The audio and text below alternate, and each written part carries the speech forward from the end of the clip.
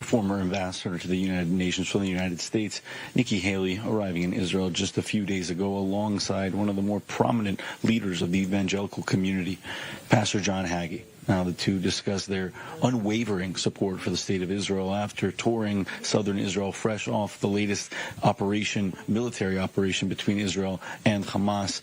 But Ambassador Haley also addressed another major issue, which she does attribute to the ongoing violence emanating from the Gaza Strip, emanating from Hamas, that most notably being Iran, and saying that Israel and the United States need to maintain closeness when it comes to defeating that threat. We want to wish Prime Minister Bennett well.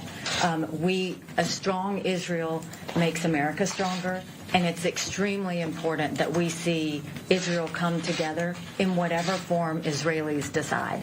And so we love the fact that it's a free democracy, and that is what's playing out right now, and we want to make sure that we just support Israel. It's not about, America should never be about the leader or weigh in on Israeli politics.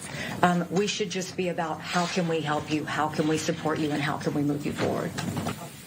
Now, this high-profile visit happening at a high-profile time, especially in Israel, as Israel's new government was just sworn in overnight. Now, Ambassador Haley did acknowledge that she had met with the now former Prime Minister Benjamin Netanyahu and the alternate Prime Minister and current Foreign Minister Yair Lapid, but did not have time to meet with Naftali Bennett. Apparently, they put out feelers out there, but ultimately that meeting did not happen.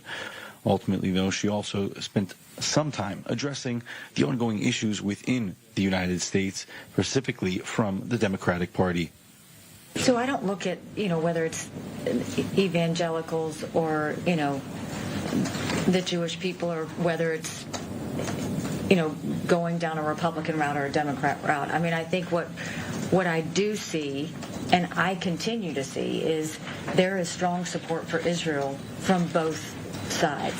I think that, politics is politics. They might basically have issues with personalities, but when it comes to the idea of keeping Israel safe and keeping Israel strong, I think that's something that's not partisan, and I think that's something that we should always push. Now, it was clear that former ambassador Nikki Haley was trying to be as diplomatic as possible and not trying to touch into more sensitive areas, given the fact that she's also seen as a potential prominent figure in a future leadership of the GOP. Daniel Tzemach, I-24 News, Jerusalem.